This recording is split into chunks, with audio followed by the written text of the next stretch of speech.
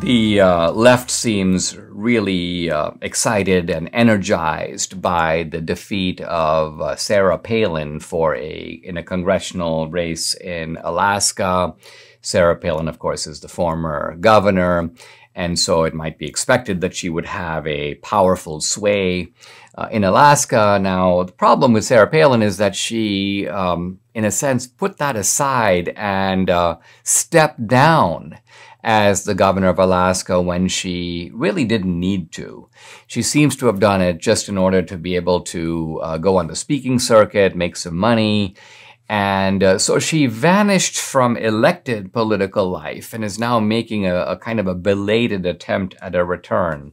So Sarah Palin she was a very popular figure in Alaska. She's now a somewhat more ambiguous figure. In fact, much of the Republican establishment in Alaska is not pro-Palin, not anymore. They once were. But of course, the problem in Alaska was also that thanks to Lisa Murkowski and her acolytes, Alaska has established a very bizarre ranked voting system. It's not one person running against another. It's multiple people running in a single contest.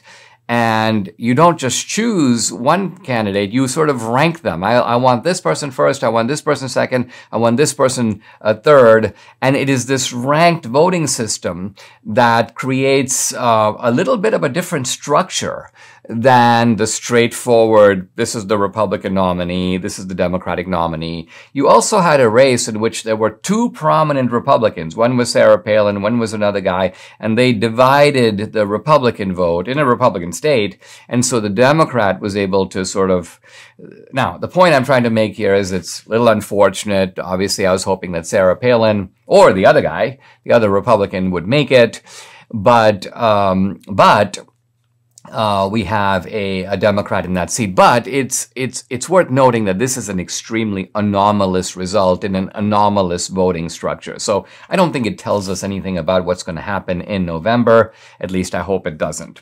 Now, I saw an article just yesterday, I think it was, the Democrats are kind of, I won't say praying, because Democrats don't only pray, but you may say wishful thinking that there is a kind of long but narrow road for them to hold on to the House. I think that this is more wishful thinking than reality. Democrats may have a better hope of retaining their 50-50 hold in the Senate. I still think that's going to be difficult, but nevertheless, the House, I think, is very likely, at least at this point, unless things can happen between now and the midterms, of course, likely to fall into Republican hands. But then the question becomes, and then what? And so what? Now, obviously, one of the things that Republicans can do is they can use the power of the House Judiciary Committee and other committees in the House to hold hearings. So in other words, there is a measure of accountability that's not occurring now. Why? Because you have Democratic chairman in the House, Democratic chairman in the Senate. So all the hearings are only at their request or under their control. And so Republicans, in that sense, are virtually powerless, because even though these are very narrow majorities, a majority is a majority, whether it's a majority of 1 or a majority of 50. Now, so Republicans will be able to use hearings and use their subpoena power. But the other thing that they can do, which I think not enough attention is paid to, is use the power of the purse. And what I mean here is that all spending bills originate in the House. The way that a bill moves in the process of becoming a law is it moves from the House to the Senate, and then the president has to sign it. Now, the president, of course, has the power to veto it. And if the president vetoes it, it's going to go back to Congress. And of course, it's unlikely today to have a veto-proof majority in which the House and the Senate can override. That's not going to happen. So you generate a certain kind of deadlock. Now, there are some people who go, deadlock is good, nothing wrong with deadlock. And deadlock does have some of its virtues. So the Republicans having the House by itself produces a measure of deadlock. Obviously, Biden's chance of passing any kind of legislation goes down close to zero, unless it's something symbolic like, let's have a day honoring this guy or that guy. Any substantive bills are likely to be stopped in their tracks. But I'm actually recommending and proposing that the House, the Republican House, go a lot further than this and begin to, in a fairly determined and ruthless way, use the power of the purse to squeeze the Biden administration. So let's take as a simple example the 87,000 IRS agents.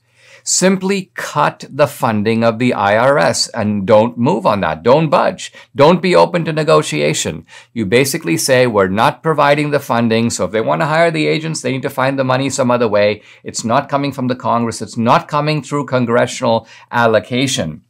And if you use the power of the purse in this way, you can block bad energy policies, you can block inflationary spending, you can block vaccine mandates, you can block the politicization of the police agencies of the government, you can block U.S. aid flowing to the Ukraine and to Europe, you can also block gun bans and confiscation. So there is a lot that you can do.